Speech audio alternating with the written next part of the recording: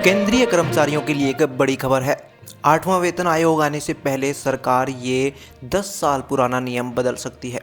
जी हाँ, महंगाई भत्ता यानी डीए अब 0 से शुरू हो सकता है। इससे सैलरी पर क्या असर पड़ेगा, कर्मचारियों को फ़ायदा होगा या नुकसान, और ये बदलाव क्यों किया जा रहा है, आज हम आपको पूरी जानकारी देंगे सीधी और आसान भाषा में।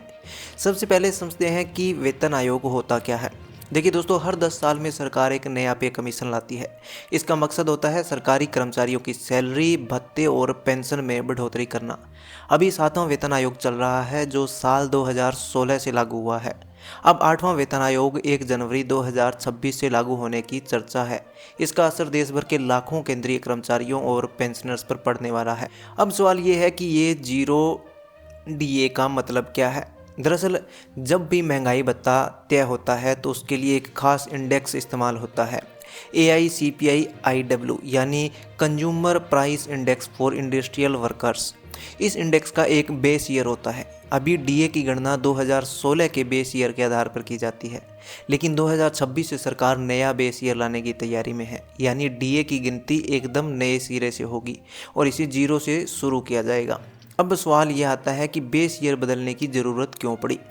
असल में पिछले 10 सालों में लोगों के खर्च करने का तरीका बदल गया है। 2016 में लोग जिन चीज़ों पर खर्च करते थे, आज वो पैटर्न बिल्कुल अलग है।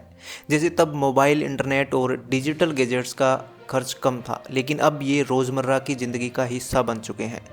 ऐसे में अगर महंगाई की सही तस्वीर दिखानी है तो बेस ईयर को अपडेट करना ज़रूरी है। यही वजह है कि सरकार इसे 2026 से बदलने पर विचार कर रही है। अब सबसे पहला और अहम सवाल, इसका असर कर्मचारियों के जेब पर कैसा पड़ेगा। पहले जब भी डीए बढ़ता था तो वो पिछली दर से जुड़कर चलता था, लेकिन अगर इसे 0 कर दिया गया तो शुरुआती कुछ सालों तक कर्मचारियों को अलग तरीके से फ़ायदा मिलेगा।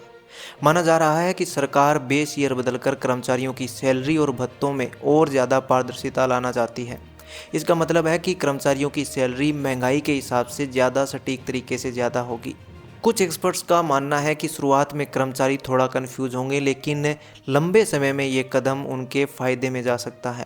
8वें वेतन आयोग को लेकर फिलहाल सरकार ने कोई आधिकारिक ऐलान नहीं किया है, लेकिन मीडिया रिपोर्ट्स और जानकारी की माने तो 1 जनवरी 2026 से नया पे कमीशन लागू हो सकता है और उसी समय से महंगाई भत्ते की नई गणना भी शुरू हो जाएगी।